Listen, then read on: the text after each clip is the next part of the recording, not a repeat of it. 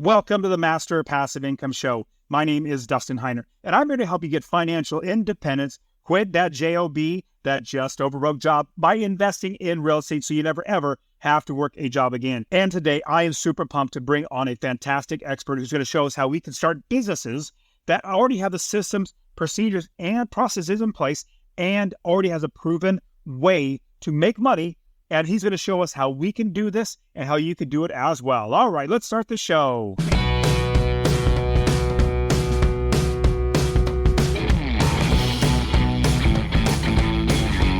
Welcome to the Master Passive Income Podcast, where we talk about investing in real estate with a special focus on making enough money so you can quit your job and live the dream life. And now, here's your host, Dustin Heiner.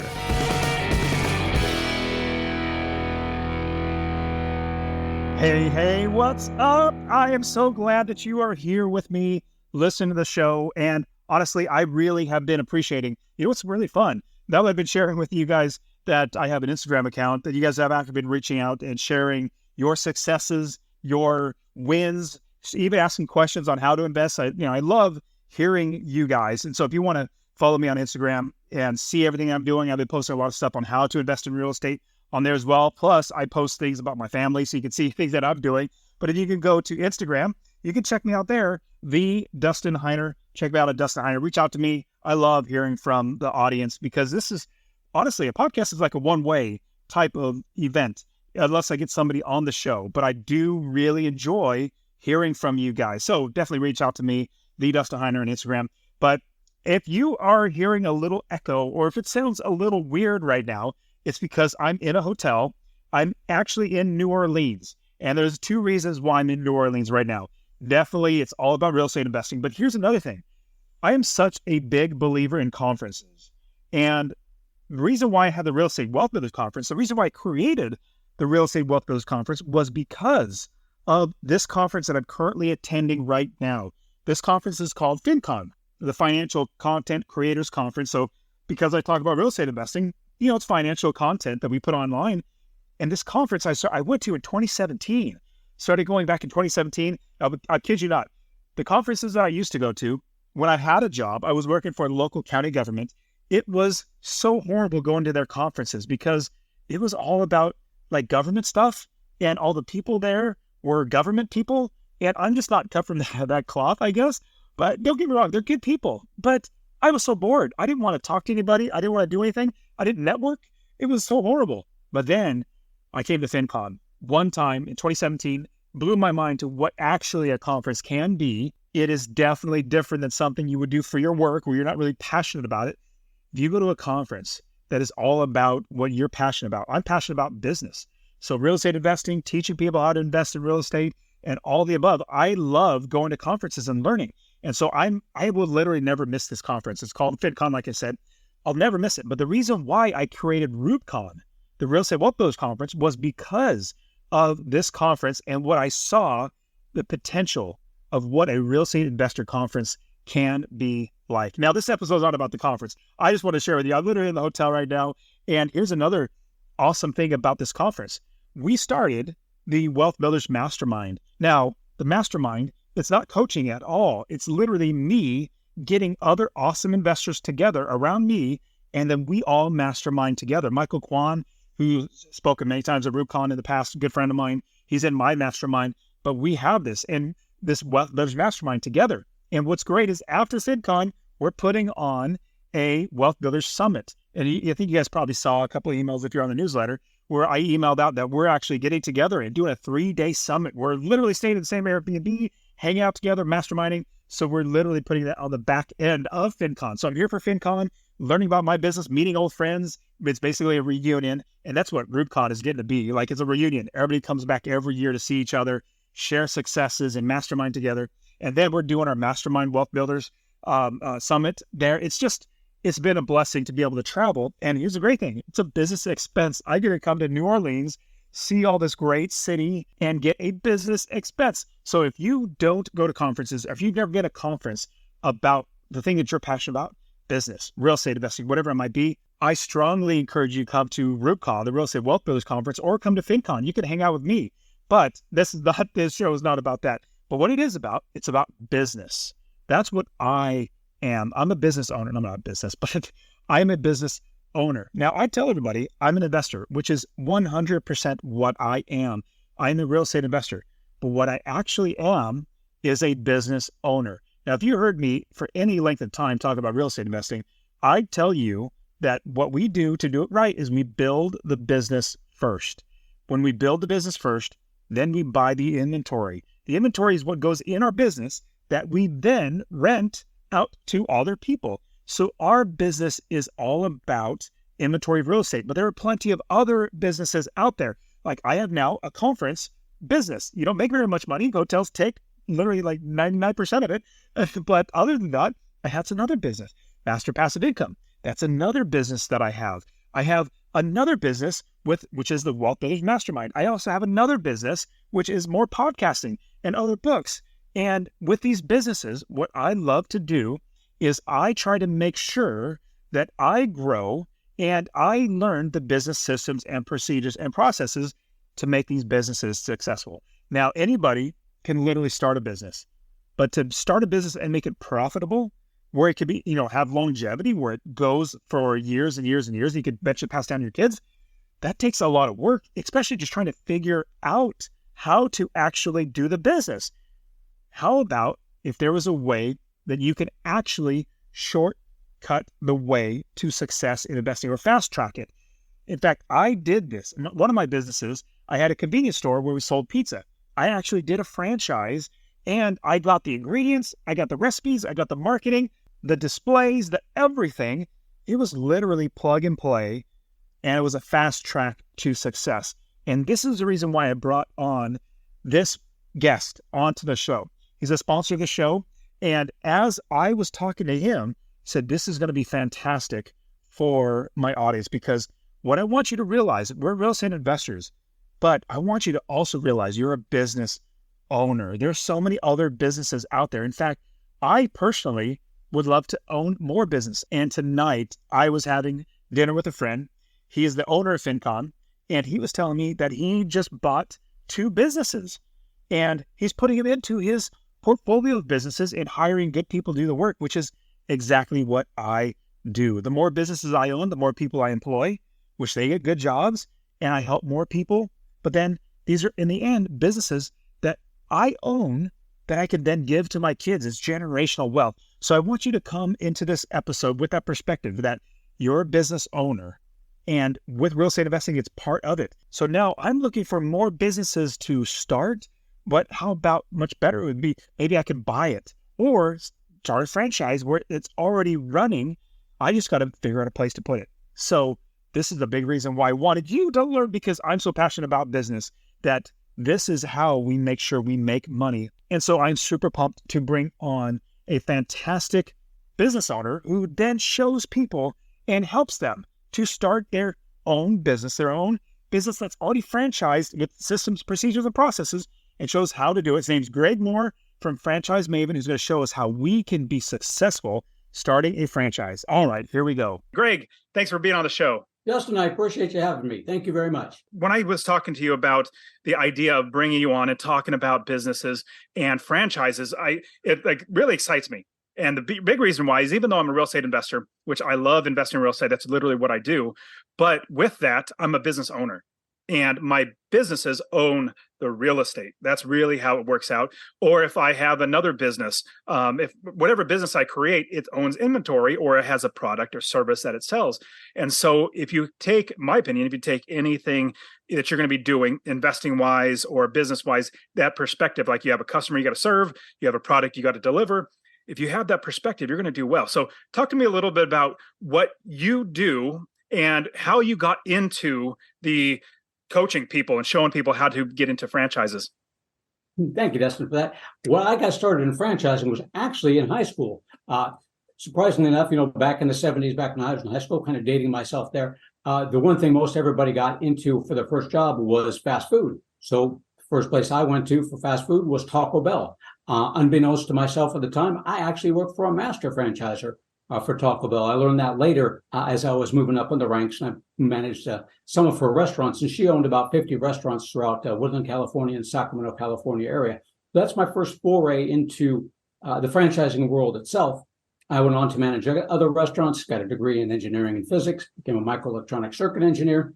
While I was doing that, I went and got a degree in business. While I got a degree in business, I read Robert Kiyosaki's books, Rich Dad, Poor Dad. That about ruined my corporate career for me. At that point in time, I realized that there is definitely something better out there than this, 7 to 5. It's normally 9 to 5, but for us in the engineering world, it's about 7 to 5.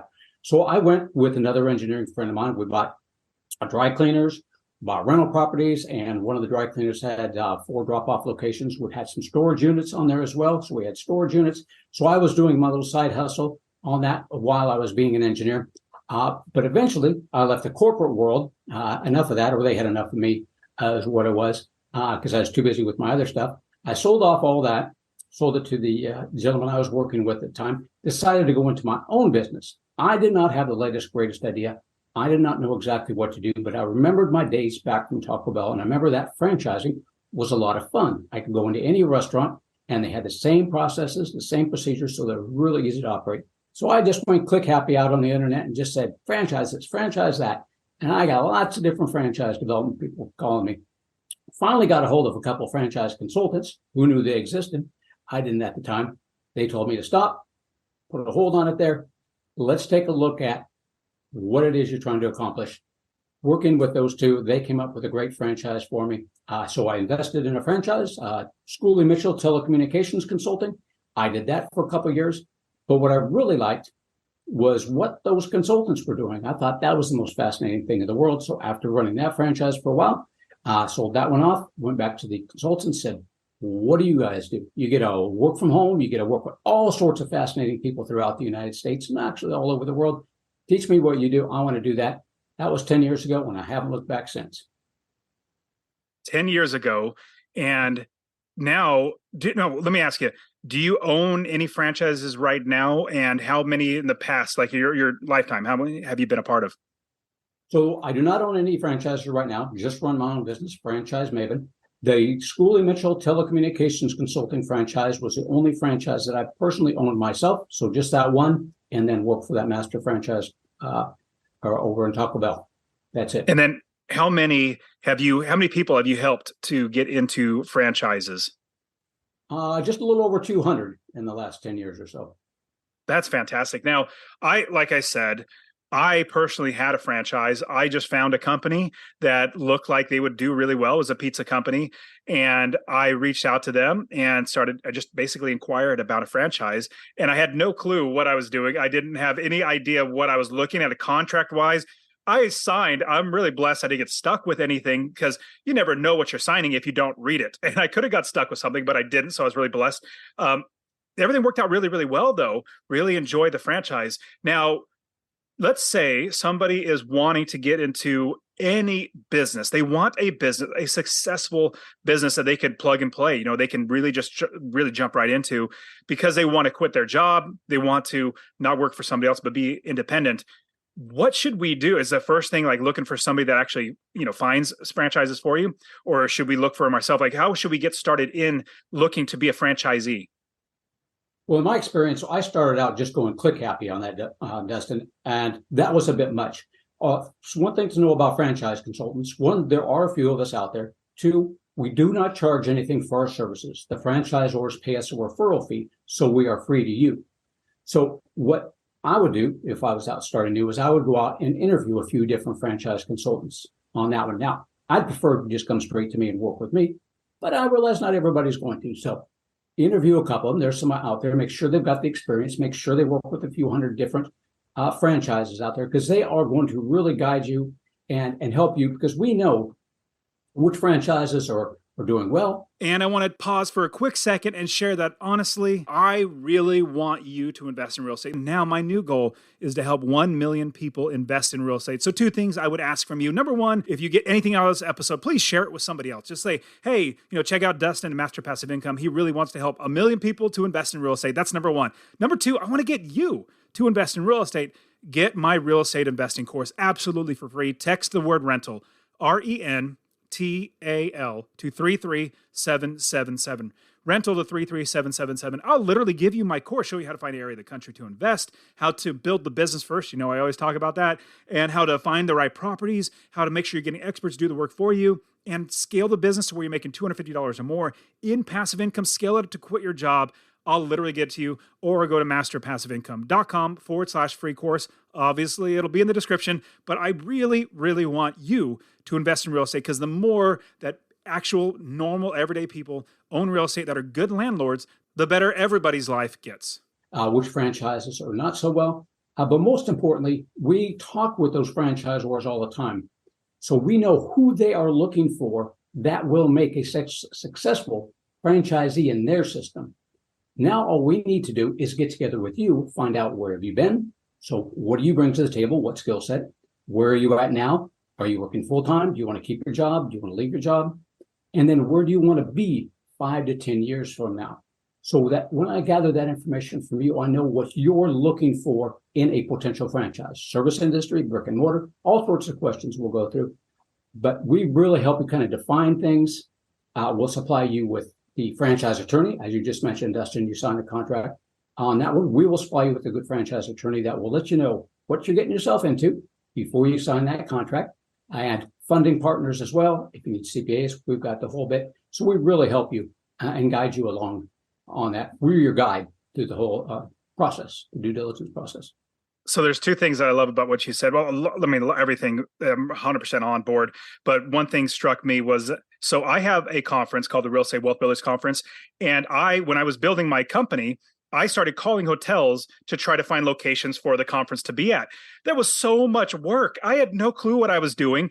I was calling so many different hotels, and I thought, this is so exhausting. And I was really blessed that I had actually 3 friends who had their own conferences, really amazing conferences. And I was telling them, oh, this is what I'm doing. They said, why are you doing that? Or especially one specifically, his name's PT. He said, why are you calling hotels? Stop doing that. I'll put you in touch with my conference, like event finder lady. And she doesn't, you don't pay her, the hotels pay her. So she does all the work, does all the contracting, does everything, and the hotels pay for it. I'm like, that's literally win-win-win for me and for them and for the contractor. So that's number one. But number two, I had no clue what I was doing. And having somebody that actually knew what they were doing, that had the contacts, that could actually make sure that everything was working well, that the contracts are going to be fine, that they knew which companies or hotels to actually work with, everything from the above. That's what was so amazing with working with somebody like that. Now, when you said that you don't actually get paid from the client, which is, the person that's thinking about franchising, that's fantastic. Now, with that, I also heard that you also figure out which franchises are doing well and that actually fit the person. So walk me through, like if I'm going to be going to you and say, well, Greg, I want to do a franchise. How do we make sure that we find the right franchise that's going to be the fit for me? Dustin, good question. I've got a list of questions that we go through on that one. So just, make it brief for this podcast. One of the first things that I may ask you is, when you're looking at a franchise, when you want to invest in that sort of business, are you looking for a franchise that has been around for many, many years and has 100 or more franchisees? Or are you okay with an emerging franchise? Basically, what's your risk tolerance? So I'll ask you that. On that, we'll look at, are you interested in more in like a brick and mortar place? You build it and they will come. General theme, general investment, $250,000, $300,000 on up. Or would you like to start with something a little bit smaller? A service industry. Your clients don't necessarily know you exist until they need you. Good franchise system drives people to you when that need arises. But now you're looking at $150,000 or so on that one. A little bit smaller investment. Doesn't matter which one you do. The amount of money you can make is going to be pretty much the same either way. Just depends on the franchise system. I'll also ask you, Dustin, what kind of employees do you want to work with? Are you looking for simple retail type business if you're doing that? Easy to replace and move through employees. You want more sophisticated retail, more sophisticated service. You okay with working with electricians? You okay with working with plumbers? Do you want essential services? So, Dustin, there's a lot of different questions that we'll go through together to determine what your likes and dislikes are and where your risk level is at. Yeah, and that's interesting because as you were going through those questions, I was realizing that like what my answers would be, and I could see how that would gear to what a certain type of company that I would want to work with, and being their franchisee. And what's great is you already have a list of different franchises. Like you have hopefully a good amount of different franchises. You can figure out which one's the best for the person that you're working with. Okay, so let's say we get through all these questions, and the one thing you mentioned a little bit earlier was funding. Like you have ways for financing and funding for the people that you're working with. I think that's pretty amazing. Like that's a huge thing. Talk to me about the financing aspect, because that's the first thing that comes to at least my mind, but maybe most people. Well, I'd love to do a franchise, but it's like, $1 million to start this franchise with McDonald's or whatever it might be. But talk to us about the money that it takes to franchise, as well as how we can get past that. Excellent question, Justin. So first thing, the two different franchise systems that we have there, the brick and mortar and the service industry. Brick and mortar, like the McDonald's, like Taco Bell's, Amco, Meineke, Supercuts. Generally speaking, that's going to be a larger investment, probably minimum $250,000, $300,000. Franchisors are going to be looking for a net worth from you of about $500,000 or so. It varies, but pretty much ballpark figure there. They want to make sure you don't run out of money. You go into the service industry. Service industry is going to be a little less. You don't need a big build out. You don't need a building. You're going to go to your clients generally, work from home, small office, 150,000 give or take, 100,000 on the low end if you're just working from home, a couple 100,000 on the high end if there's some additional equipment needed on that. So to fund those franchises, two different ways to go. You can use other people's money, or you can use your own money. So if we want to use other people's money, we're getting a loan. I have people that work specifically with franchises on a regular basis. They fund the franchises. Franchises are easy to fund because they have that proven track record already with the different loan companies that we work with. That part's easy. Franchise is no issue. All it comes down to is your credit. As long as you have 650, 700 credit, you've got the necessary net worth. That part's pretty simple and easy. SBA loans, you can go that route. And that's using other people's money. A lot of my investors like using other people's money as long as the investment services debt. If you don't want to use other people's money, you don't want to go into debt, then you look at something like an IRA or a 401k rollover. So a 401k rollover is what I use to do my business. I don't like going into debt, just personal. It just depends on each one. Each person is different on that. 401k rollover, you use your 401k money, roll it over into a self-directed 401k, use that money then to invest in yourself and in your business. You're not going into debt at all. You're using your own money and you're betting on yourself to win on that one. But it's personal, really personal decision on that, either way you go. I personally love the idea of not getting into huge amounts of debt. Now, I don't get me wrong. I love utilizing and getting good debt that puts money in your pocket. But at the same time, and one of the biggest questions you asked at the beginning was like, what's your risk tolerance for whatever it is? Like, you need to understand that risk tolerance. Like my risk tolerance, I would not want to have $200,000 in loan payments that I had to pay every single month, even if it was making me a lot of money. It just seems like that's, if something bad happened, it'd be really hard to cover $200,000 unless you're making a ton of money. But that's my personal, tolerance. I have friends that are investors. They literally they're making $100,000 a month with paying $200,000 to a mortgage. So they're still making a lot of money. So everybody's risk tolerance is going to be different, which is, it's great that you're going to understand that from somebody. Now, I love that you have the financing available. Like hey, we can help you to get the financing to be able to get into the franchise, which is terrific. Now, what's the next step after we have a good credit score? We've already talked to you. We want to start moving forward with either a brick and mortar or a service industry. What would be the next step that somebody would have to do? Next step is up to me. So I've got all that information. I know what you're looking for. So I'm going to go out and find franchises that not only are a good fit for what you're looking for, but also I'll get with the franchisors and talk about the demographics of your area to make certain that franchise, it will work in your area. So once I've done that, it takes me a couple of days, I'll bring back to you 5 or 10 different opportunities on that. I send you out my one-pagers on each one, give you a chance to look them over. We get together again, go over each one, and we want to narrow that down, that list of 5 or 10 different opportunities, down to 2 or 3 that you're looking at, you're picturing in your mind, all things being equal, I could see myself doing that. That'll work.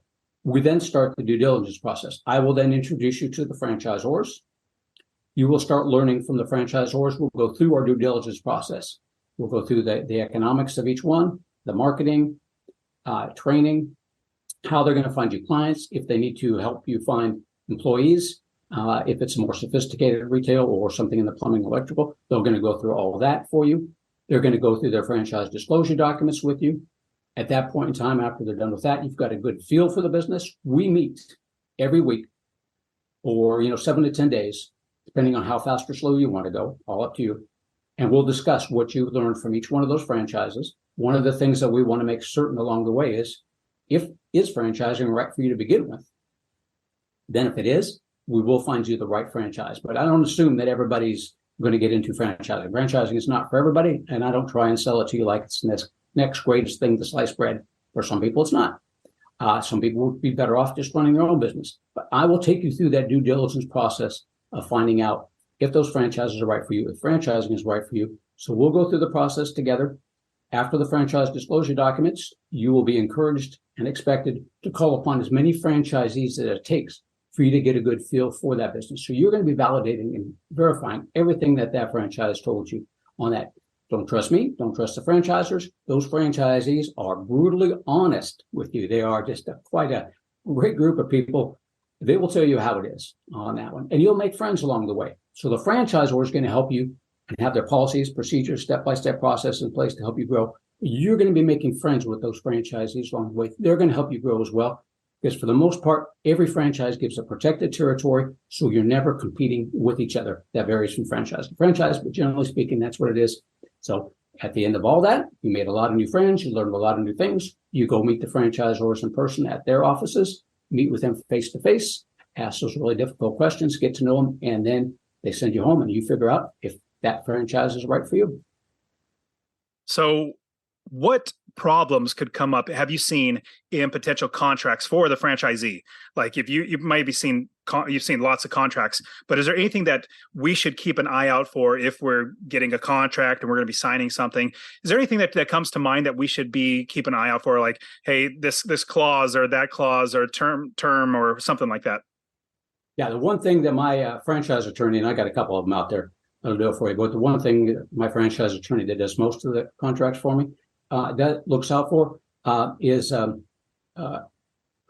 your personal involvement in the business itself, your personal obligations on that one.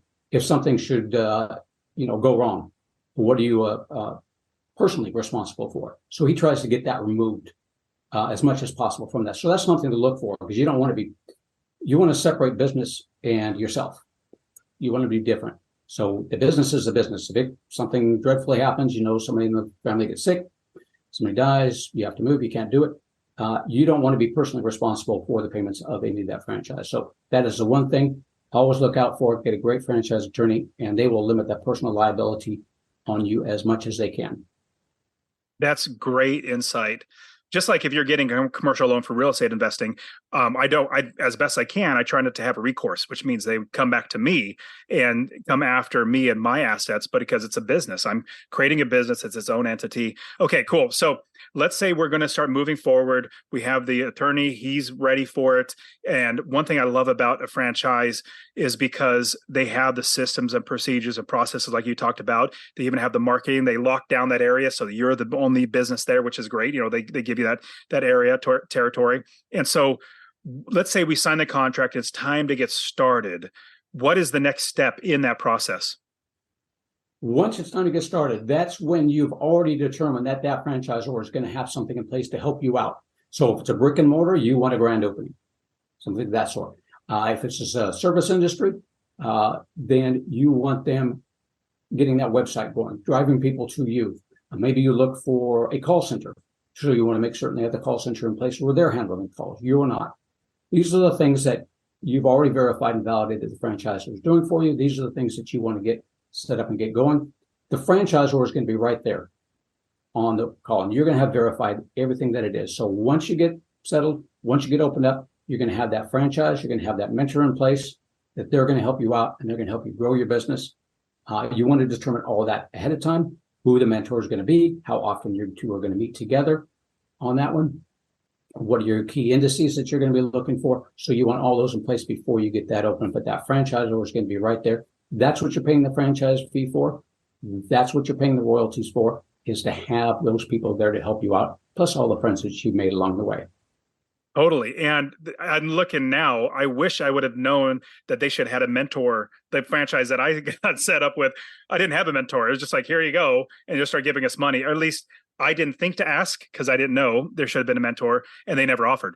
But maybe they don't have one, which is, maybe probably would just phone call that they'd be able to help me out, but didn't have that in place, which that would be a very fantastic thing. Now, what would your involvement be once they get started and they're running the franchise? Do you help out at all? Do you give them any insights, or is that time to now your job's done? Just like when I'm working with my, the lady that gets me the conference hotels, once we're done, she then finds me the next hotel for the next year. So what's your involvement after everything starts running?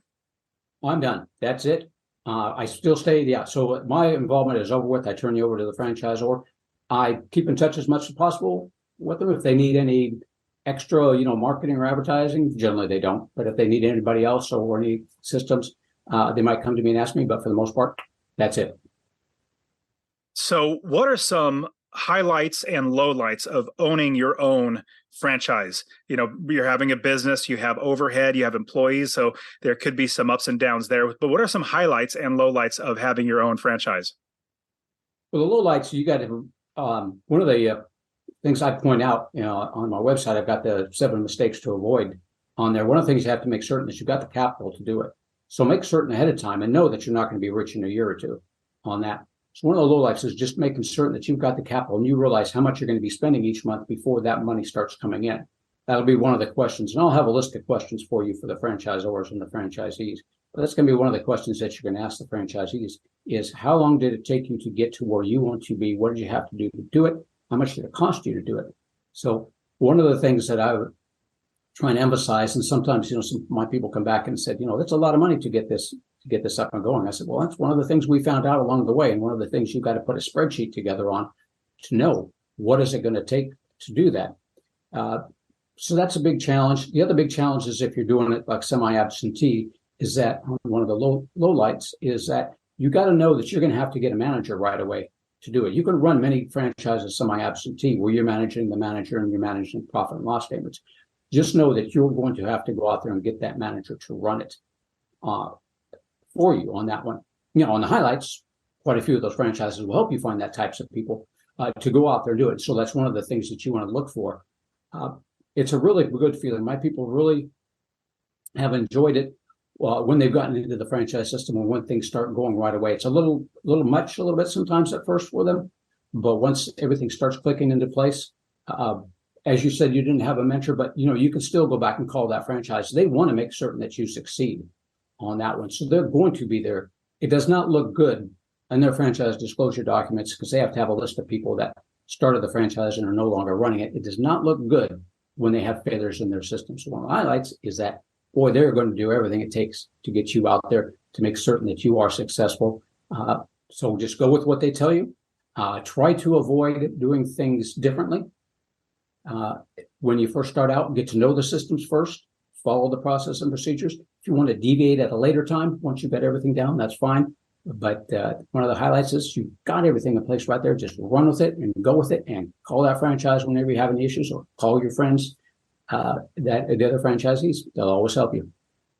The way I think of franchise is it's a fast track way to get success, because when you're starting your own business, you have to develop your own processes, your own systems. Like you have to develop everything on your own, which takes a lot of work and time. But a franchise, like they already have that for you. They already have the systems, the procedures, the process. And I really appreciate how you said, try not to change much when you're starting out, because they know what they're doing. They've done it before. They've helped other people. And so I really love that. Now, talk to me a little bit more about the systems and procedures and the processes that as a business owner, we're going to get from these franchises. Is there anything else that we could look at, like make sure that we get the right software that they recommend and don't try to skimp on this, like get the right people? Like, what are your thoughts about the systems and procedures there? Great question, Dustin, on that one. And, that is why you get into a franchise. There's the differences between running your own business and running a franchise.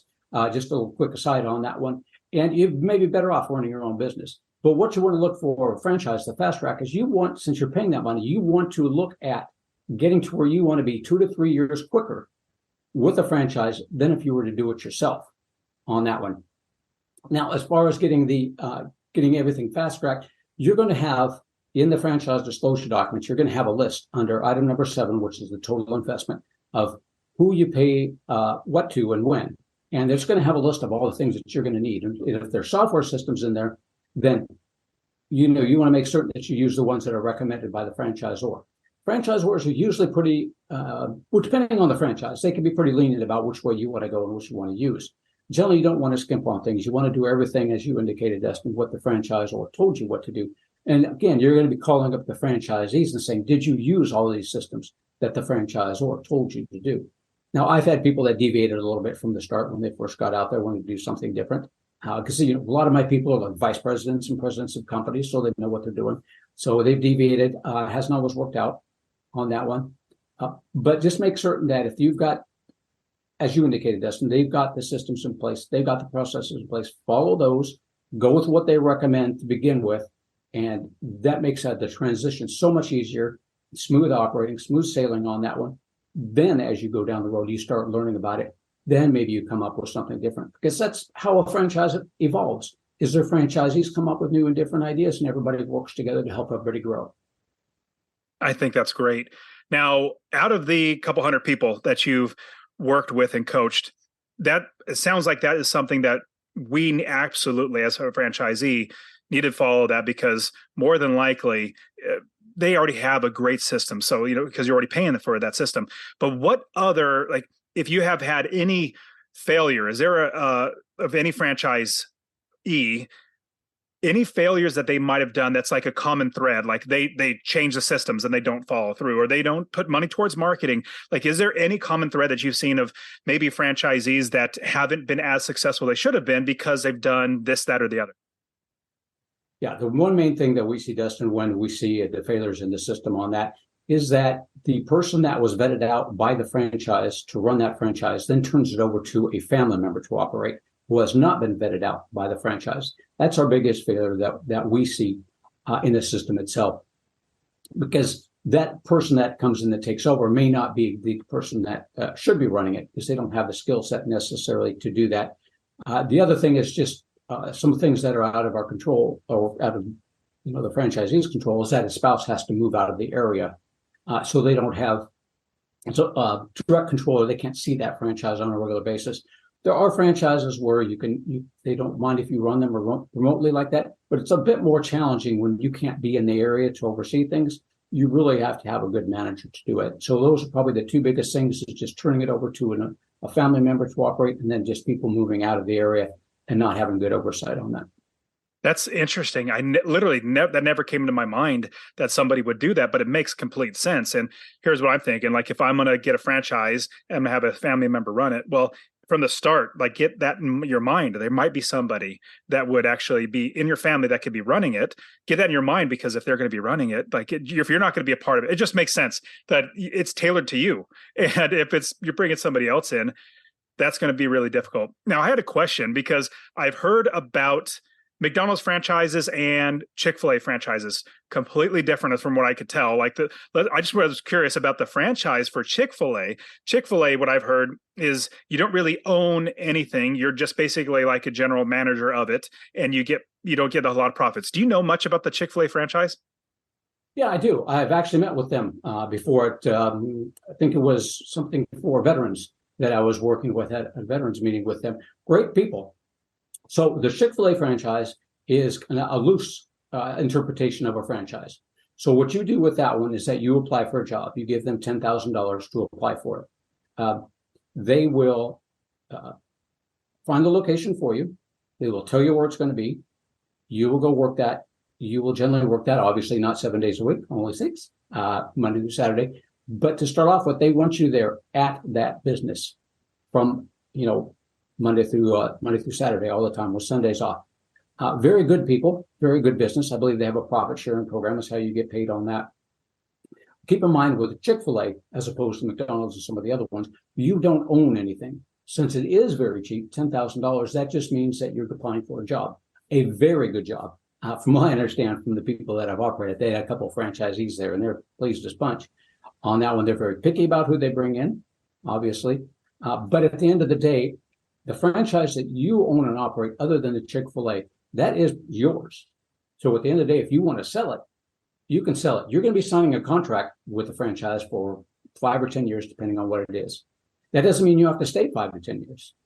You can sell it at any point in time. If that franchise is doing great, then you just tell the franchisor you want to sell it. First thing the franchise is going to do is tell other franchisees, and if it's doing great, one of the other franchisees will pick it up. So with the Chick-fil-A, you don't have anything to sell at the end of the day. You've got a great job. You work with wonderful people.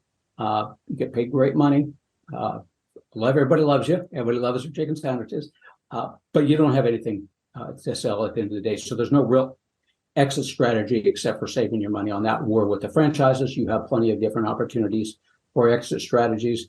On that, turn it over to manager, have it as an annuity to run and operate on that, sell it, and buy a new one. It's yours.